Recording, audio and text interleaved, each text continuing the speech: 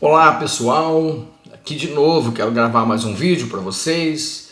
Eu tô aqui, como falei, com o meu laptop aqui e hoje eu quero trazer um texto da mensagem de Deus e nele quero trazer uma reflexão.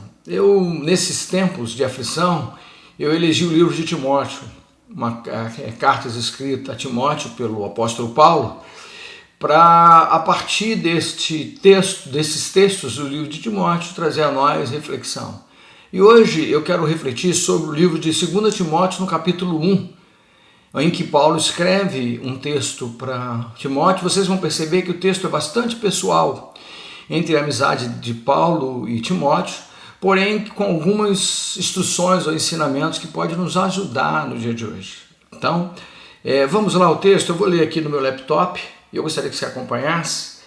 2 Timóteo, capítulo 1, diz assim: Paulo, o apóstolo de Jesus Cristo, pela vontade de Deus, segundo a promessa da vida que está em Jesus Cristo, a Timóteo, meu amado filho, graça, misericórdia e paz da parte de Deus, o Pai, e a Cristo, o nosso Senhor. Dou graças a Deus, a quem desde os meus antepassados sirvo com uma consciência pura, de que sem cessar faço memória de ti em minhas orações, dia e noite. Desejando muito ver-te, lembrando-me das tuas lágrimas, para que me encher de gozo. Trazendo à memória a fé não fingida que há em ti, a qual habitou primeiro na sua avó Lóide e na tua mãe Eunice, e estou certo de que também habita em ti, por cujo motivo eu lembro de despertar este dom de Deus que existe em ti pela imposição de minhas mãos. Porque Deus não nos deu espírito de medo, mas de fortaleza, de amor e de equilíbrio e moderação. Portanto, não te envergonhes do testemunho do nosso Senhor, e nem mesmo de mim, Paulo, que sou hoje prisioneiro, mas antes participe das aflições do Evangelho segundo o poder de Deus, que nos salvou e chamou com uma santa vocação, não segundo as nossas obras, mas segundo o seu próprio propósito e a graça que nos foi dada em Jesus Cristo, antes dos tempos dos séculos, e que manifesta agora pela aparição do nosso Senhor Jesus Cristo, o qual aboliu a morte, trouxe luz à vida e à incorrupção do Evangelho, para que fui constituído pregador, apóstolo e doutor dos gentios, por cuja causa padeço também isto, mas não me envergonho, porque sei a quem eu tenho crido, e estou certo de que é poderoso para me guardar até aquele santo dia. Conserva o modelo das sãs palavras que de mim você tem ouvido, na fé, no amor que há em Cristo Jesus. Até aqui, versículo 13 eu li, do 1 ao 13. Eu disse a vocês que elegi o livro de Timóteo, que é uma carta, ou são várias cartas que Paulo escreve para o seu amigo Timóteo. E quando eu olho essa carta, quando eu leio essa carta, eu vejo a essência de Paulo, eu vejo Paulo se despindo de tudo que provavelmente achou ser. Eu vejo um Paulo o tempo todo natural. E ele preserva valores nessa carta que Paulo tem em si, que são valores que nós também devemos preservar. Valores que de algum modo a gente esqueceu, a gente aboliu, a gente parou de dar valor a determinadas coisas que são de fato valores para o viver. E aí é nessas coisas que eu quero hoje falar. E aí eu quero tratar alguns versículos desta carta de forma bastante responsável e reflexiva, para mim e para você. E aí ele começa dizendo o seguinte: apóstolo pela vontade de Deus, segundo a promessa da vida que está em Cristo Jesus. Primeira coisa que eu observo nesse texto, quando ele fala da promessa que está em Jesus, que se cumpre nele, eu começo a observar que também existe em nós, não só em Paulo, ou não só nos apóstolos, ou não só em Cristo, mas em todos nós. Me parece que é claro para mim que em Jesus criou-se uma promessa que ela está em nós. E essa promessa de Jesus, você leu no próprio texto, não tem a ver com morte, ela tem a ver com vida. Nós damos valor demais para a morte, eu sei que todos vamos, é algo que não temos o menor controle, todos vamos em algum momento. O problema é como se enxerga a morte, porque para alguns de nós, a morte parece o terrível senso do acabar ou se perder. Isso é só apego, porque na verdade, para mim ou para muitos outros, acreditam que a vida ela é eterna e a morte é apenas uma passagem desta vida terrena para uma vida transcendente. Então, eu acho que Paulo entendeu bem isso. E ele então está dizendo, existe uma promessa e ela vai se cumprir, e ela precisa se cumprir. E para isso estamos buscando esta promessa. E aí ele continua aqui dizendo, Timóteo, meu amado, graças e misericórdia, a paz de Deus esteja com você. E ele fala, eu dou graça pela tua vida, porque vi em você que você tem a consciência pura. E por isso faço memória de ti dia e noite em minhas orações. Quando eu li esse texto de consciência pura, e eu pensei em nós, eu pensei na minha consciência. Eu queria que você pensasse na sua consciência. Será que estamos de verdade em condições de dizer eu tenho minha consciência pura? Quantos no Brasil têm o verdadeiro poder de dizer a minha consciência é pura? Eu tenho uma consciência pura. E observe que essa consciência pura que Paulo vê em Timóteo não é uma consciência que Timóteo vive alardando por aí, fica falando ou mostrando para os outros. Não, é uma consciência reconhecida. Quem reconhece que Paulo tem uma consciência pura, Paulo reconhece isso no Timóteo, então é um reconhecimento do outro. Sabe por que eu acho que Paulo reconheceu que Timóteo tem uma consciência pura?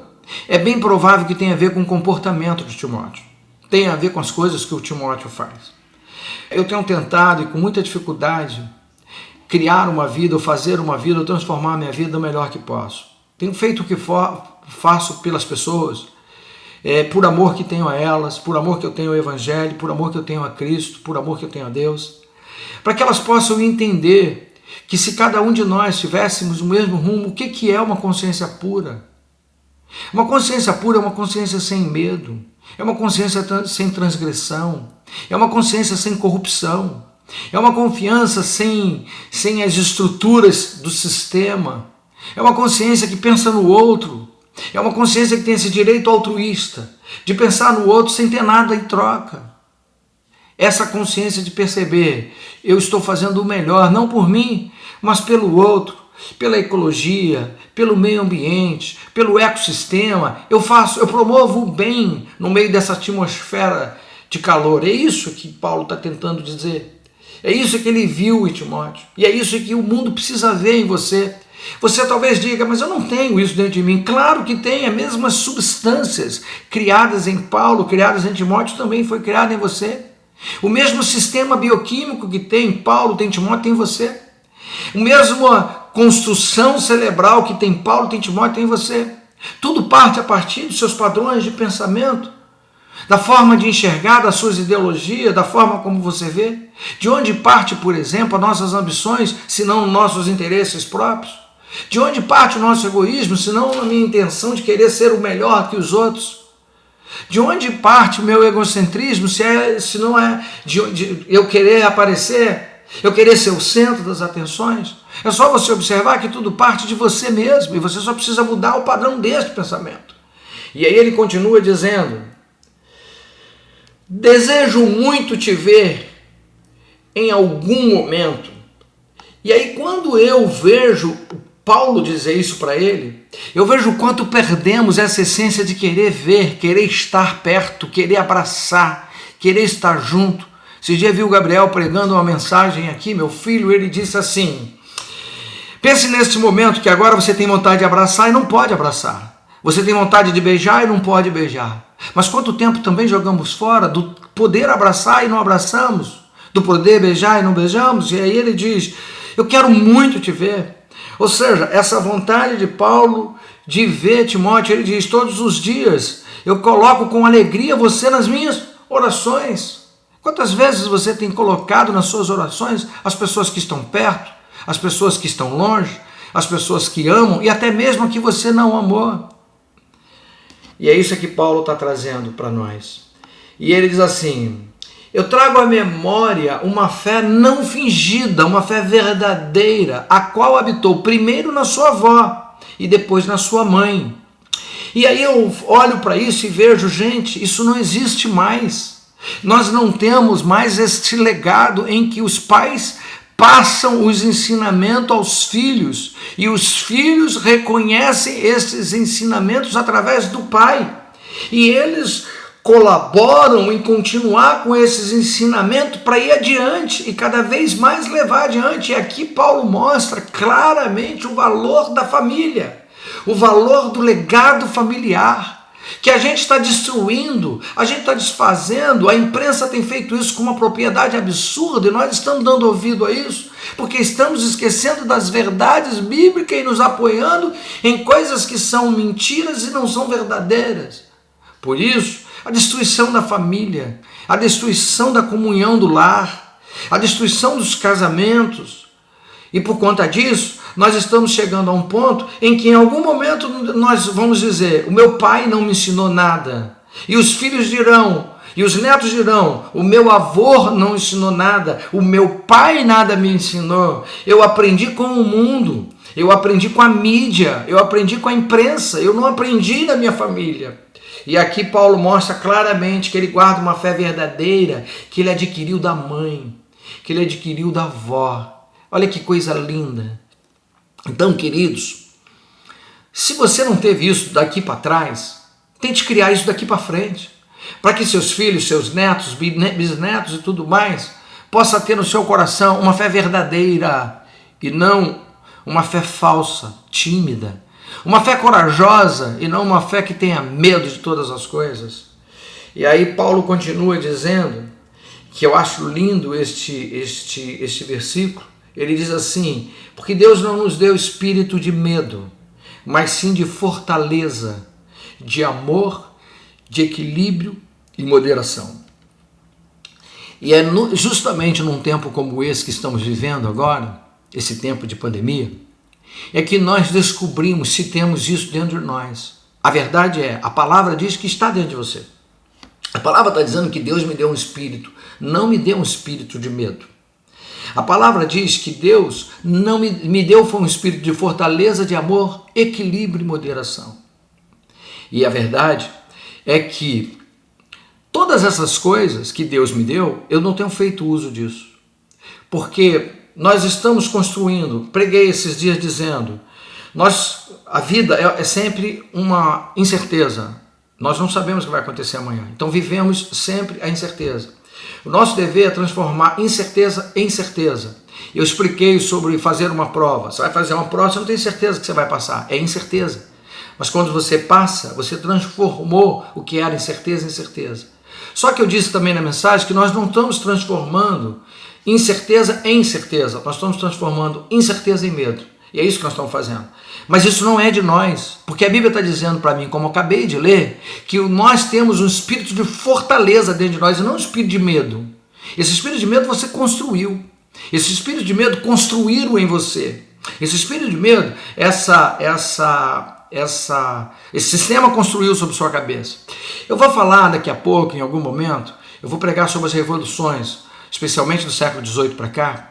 E a última que nós estamos vivendo agora é essa revolução da comunicação, da informação. Essa revolução da comunicação, nós não estávamos preparados para isso. Na verdade, agora nós temos muito mais informações que somos capazes de absorver. E as informações não são sempre verdadeiras. E hoje nós não temos mais filtro.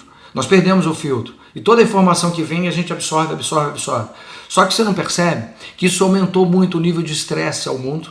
Aumentou muito o nível de cansaço, fadiga, e com isso o número de doenças emocionais e sobretudo doenças da mente. Porque a quantidade de informação que você recebe, como agora no caso do coronavírus, que a imprensa está fazendo um desserviço a todos nós, criando um pânico na nossa cabeça, gerou uma tremenda confusão na nossa cabeça, estão todos confusos. Você acha que depois que tudo isso acabar, que tipo de doença você vai ter? Depois que tudo isso acabar, vê como é que está o seu estresse. É bem possível que nesse momento agora já tem famílias em que o marido chega, a esposa faz uma pergunta, ele já responde com grosseria. Por quê? Porque está cheio. Essas informações que vêm de todos os lados, de todas as formas, inconsequentes, irresponsáveis, estão transformando a nossa mente numa mente insaudável, numa mente incansavelmente doente. E nós vamos gerar bastante estresse, bastante fadiga e muitas doenças emocionais a partir do coronavírus, graças ao desserviço da imprensa e da comunicação. Mas não é disso que eu quero falar, porque quando eu falarei de revoluções em algum momento, nós vamos tratar todas elas desde a Revolução Industrial para cá, ou desde a Revolução Francesa para cá. Mas agora eu quero voltar ao texto. E aí ele diz isso: espírito de fortaleza, querido, dentro de você existe uma força, existe um poder, existe uma energia que você desconhece. Eu costumo dizer que, eu já falei isso até em seminários, já em palestras, que eu digo, você às vezes está cansado, mal consegue se arrastar para chegar em casa, mas se alguém passa, você já não tem mais força, quase que nenhuma para chegar em casa. Mas se alguém disser para você, olha, há um assalto, ou um tiroteio, o que seja, você sai correndo. E aí eu pergunto, de onde você arruma força para correr? Está dentro de você. A força que você precisa e necessária a você está dentro de você. E eu não estou dizendo isso cientificamente, nem biologicamente. Eu estou dizendo isso porque a Bíblia diz que fomos assim constituídos, dizendo que dentro de nós habita o espírito de fortaleza. Bom, se você desconfia do que falo, é só você ler textos de superação. É só você ver filmes de superação. E você vai ver que pessoas encontram força de onde jamais pensou em ter. Tudo isso existe e é natural em mim e em você. E sempre existiu, só não estamos sabendo usar. Ele diz também espírito de amor. Nós também temos isso dentro de nós. Também não estamos sabendo usar, mas também já falei isso na pregação de ontem. Hoje eu quero falar também do espírito de equilíbrio e moderação. A vida inteira é moderação. A vida inteira é equilíbrio. Nada, você se comer demais, você estraga a sua fisiologia. Se beber demais, você estraga a sua fisiologia. Se você dormir demais, você acaba trazendo problemas para o seu dia, para a sua produção. Então tudo em excesso é ruim, a vida é feita de equilíbrio. Aquele símbolo Yin Yang, que é considerado inclusive símbolo da nova era, ele mostra um pouco disso, ele mostra a coisa do equilíbrio, de um pouco de preto no que é branco e um pouco de branco no que é preto, porém todos equilibrados.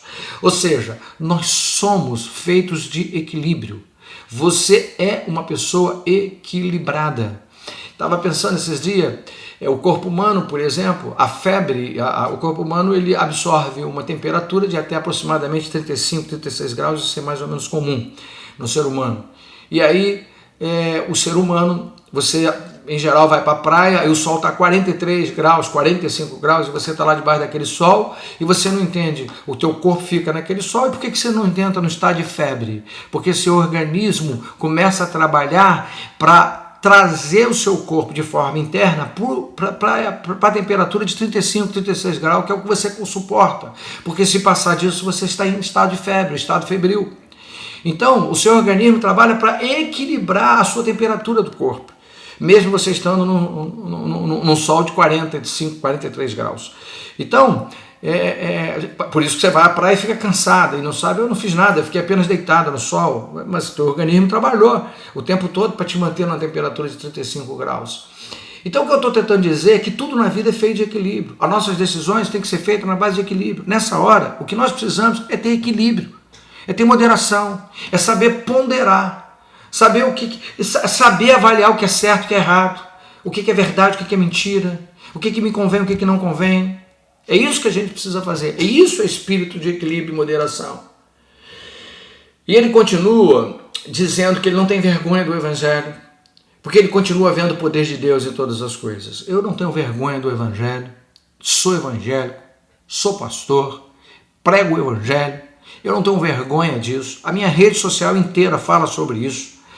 E eu sei do poder de Deus. E eu não desconfio do poder de Deus. Esse vírus não vai mudar a minha forma de enxergar Deus. Esse vírus não vai fazer com que eu pense que Deus não tem poder para destruir. Pelo contrário, fortaleceu a minha fé em entender que Deus vai nos dar uma resposta. Eu creio nisso com toda a minha força, e não só com toda a minha fé, com toda a minha força. E ele continua dizendo assim: e ele nos salvou para a sua santa vocação, não segundo as nossas obras, mas segundo o seu propósito da graça, para os tempos dos séculos. Tudo que Deus faz em mim ou em você hoje tem a ver com a construção de novos séculos, tem a ver com legados que vamos deixar e com construção de coisas que vão acontecer no futuro. Então nós somos os provedores do futuro, nós somos os construtores do futuro, somos nós que estamos fazendo pelo futuro. Embora o grafobismo fez um trabalho irresponsável à sociedade em fazer com que as pessoas agora sejam encabrestadas, pessoas adotam ideias que mal conhecem, pessoas seguem ideologias que nem sabem de onde vêm, e por conta disso nós estamos tendo uma sociedade inteira de jovens sem futuro, uma sociedade inteira de jovens que não sabem aonde vão chegar. E é lamentável, porque em tese são esses jovens que vão transformar o mundo. E eu não estou falando isso dos jovens porque sou contrário, eu tenho filhos, mas eles, coitados, são vítimas desse sistema. E eles precisam sobrepor esse sistema, e na minha opinião, só Deus para isso. E aí, ele continua dizendo: manifesta pela aparição do nosso Senhor Jesus Cristo, que trouxe luz à vida e incorrupção do Evangelho. Queridos, podem falar o que quiser, mas eu acredito em sistemas bíblicos, que em alguns casos a própria ciência também já começou a se deparar com as verdades bíblicas.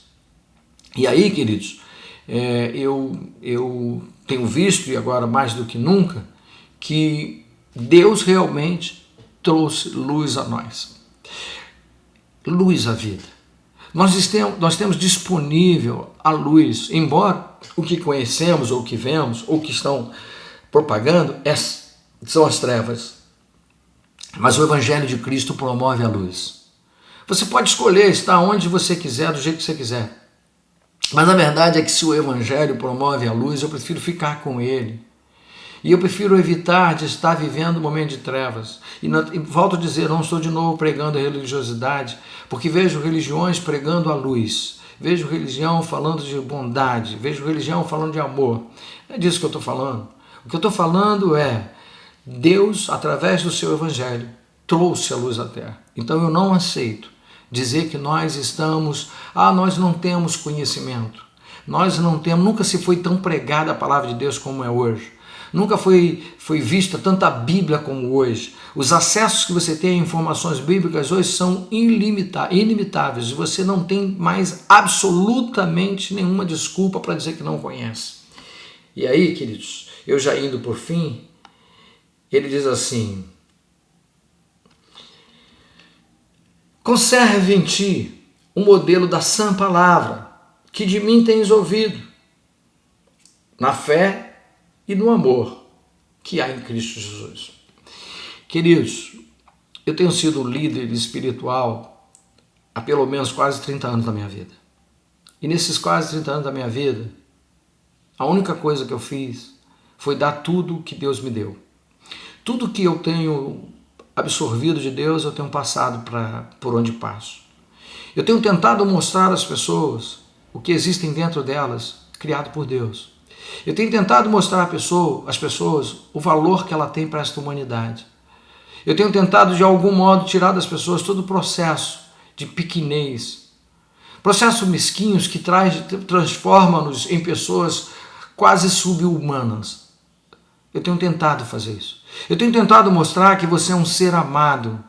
Eu tenho tentado mostrar que você é um ser criado por Deus, não por deleite do Senhor, não, mas por amor de Deus. Tenho mostrado que Deus muito nos amou e por onde passei tenho dito isso.